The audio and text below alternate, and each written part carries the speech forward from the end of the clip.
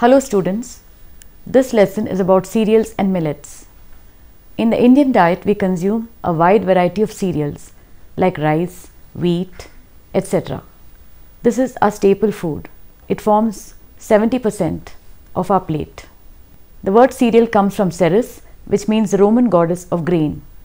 In India, we consume a wide variety of cereals like rice, wheat, maize or corn, and millets like jawar, ragi and bajra.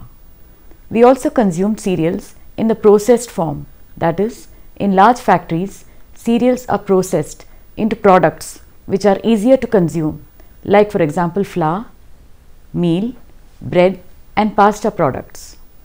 Let us first take a look at the structure of the cereal grain. The structure of cereal grains is similar, but for convenience, let us look at the structure of the wheat grain. If we look at the parts of the cereal grain, it is broadly divided into three parts: the outer, bran or pericarp, the endosperm and the germ. So first let us talk about the bran or pericarp.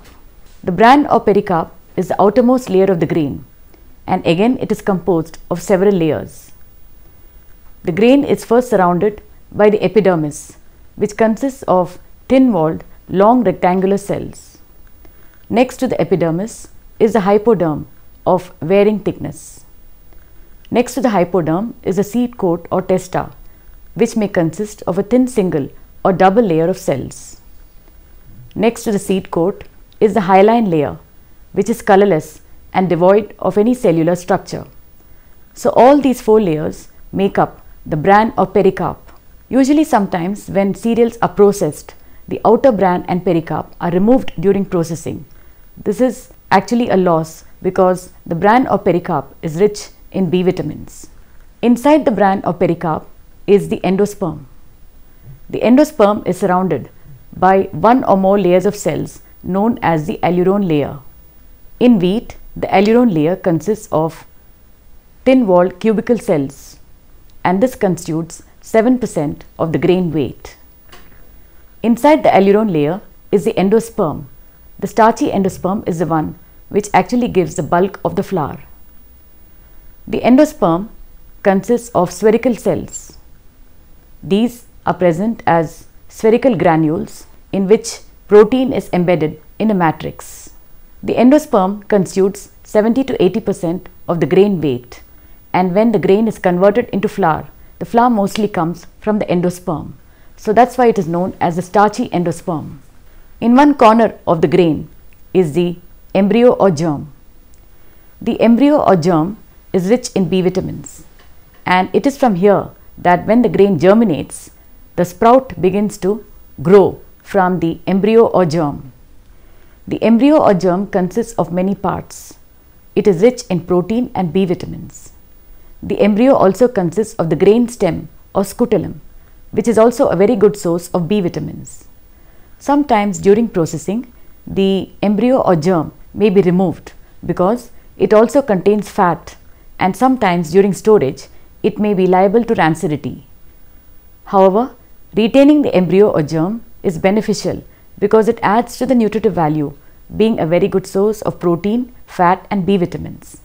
Thus, broadly, the cereal grain can be divided into three parts: the outer bran or pericarp, which sometimes is removed while preparing white flour; the inner endosperm or starchy endosperm, which contributes to the bulk of the flour; and in one corner of the grain is the embryo or germ, which actually contributes to the new plant during sprouting.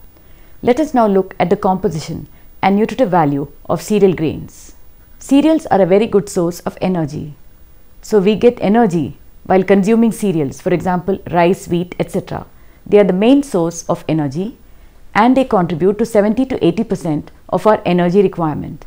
So the calories which we talk about in our daily diet, they mostly come from the cereals we consume because cereals are the staple diet of many Indians.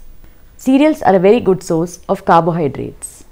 80% of the dry matter of cereals is carbohydrates. Starch is the most abundant carbohydrate present in cereals. However, small quantities of dextrin and sugars are also present. Some cereal grains have a higher amount of fiber. What is fiber? Fiber is nothing but indigestible carbohydrate which helps in the movement, the bowel movement, and thereby prevents constipation.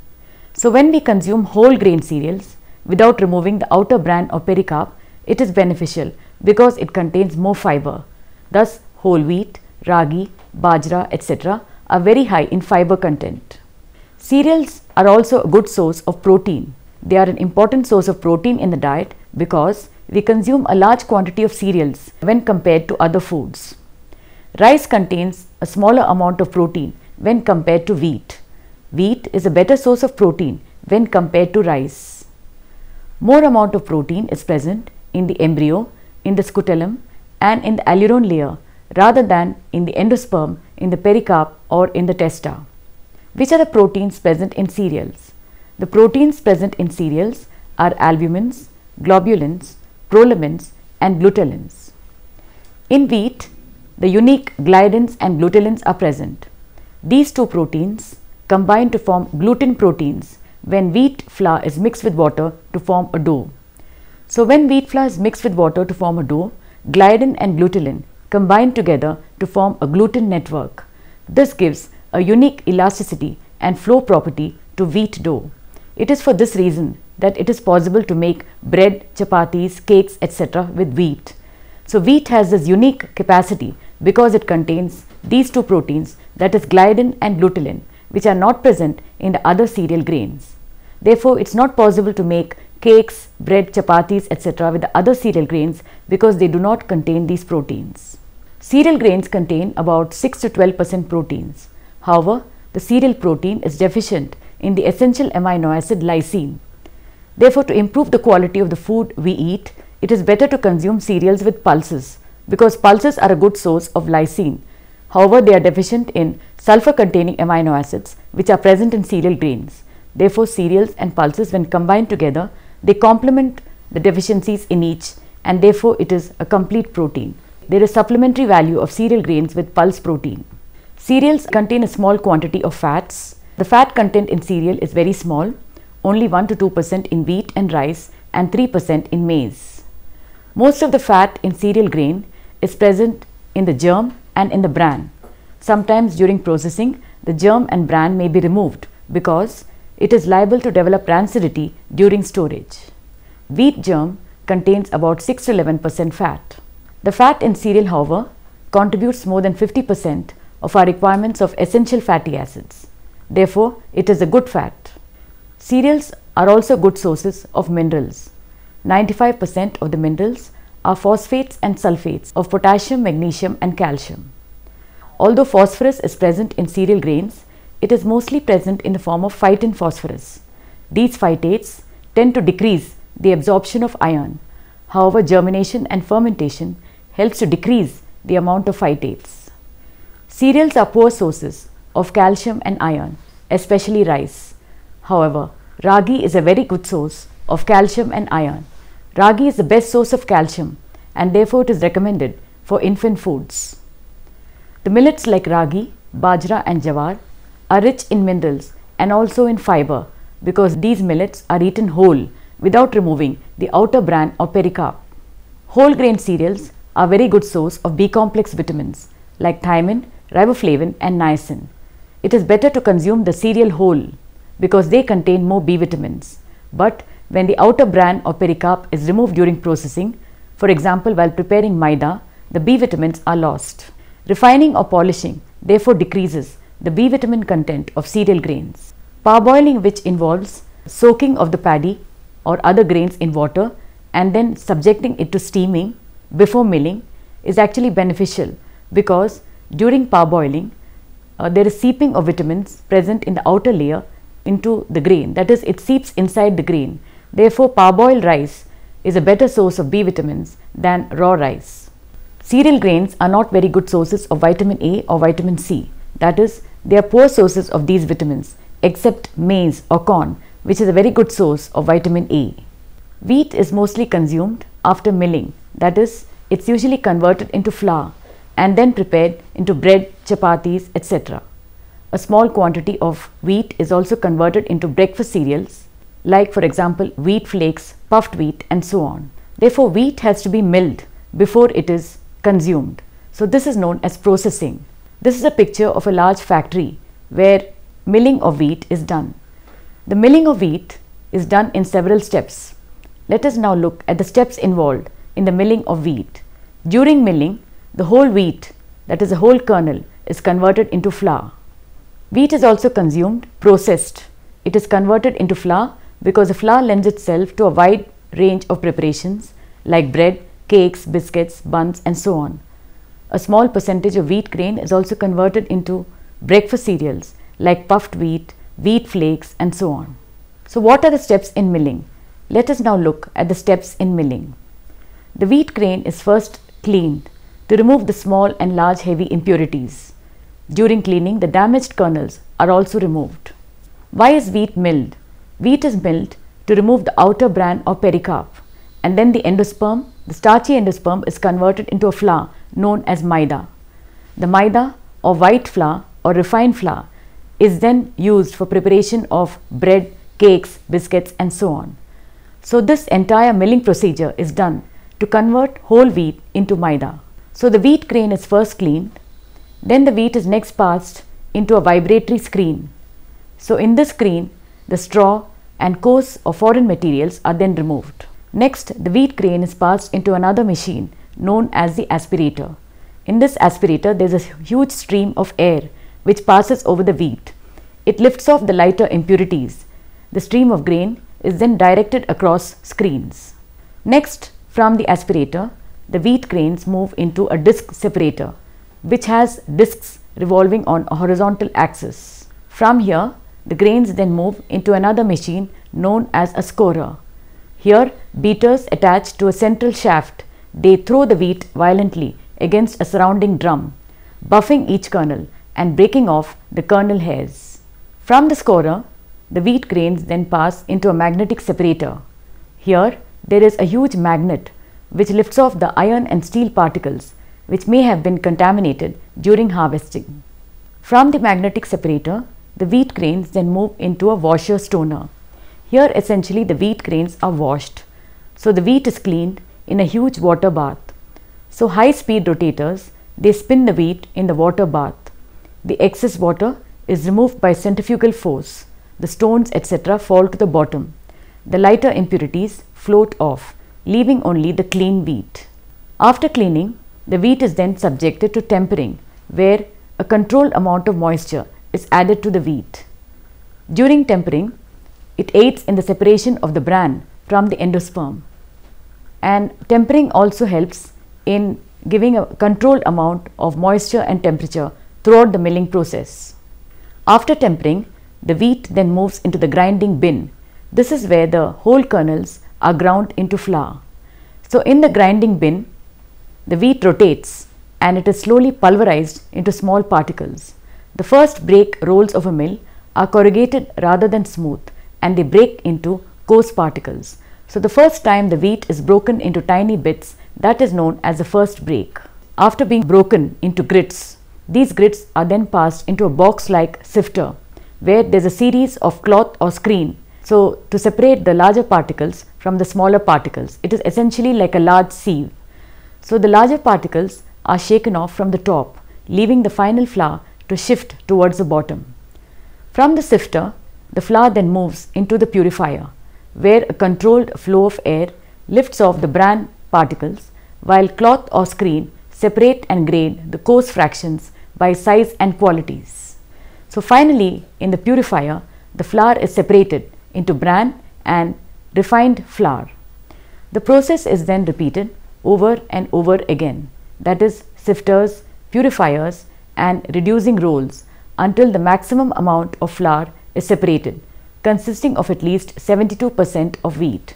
That is, when we start with 100 grams of wheat grain, the process is repeated till 72 grams of flour is obtained from 100 grams of wheat. Let us now look at the wheat products. Several products can be obtained from the wheat grain.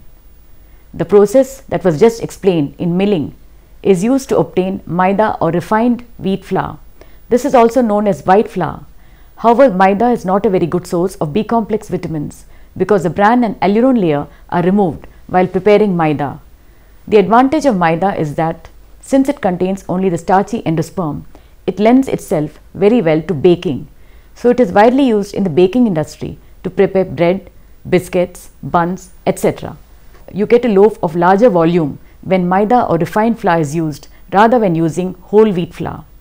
Whole wheat flour is prepared from the entire kernel, that is a germ, endosperm, bran, etc. are all pulverized in a mill to get whole wheat flour.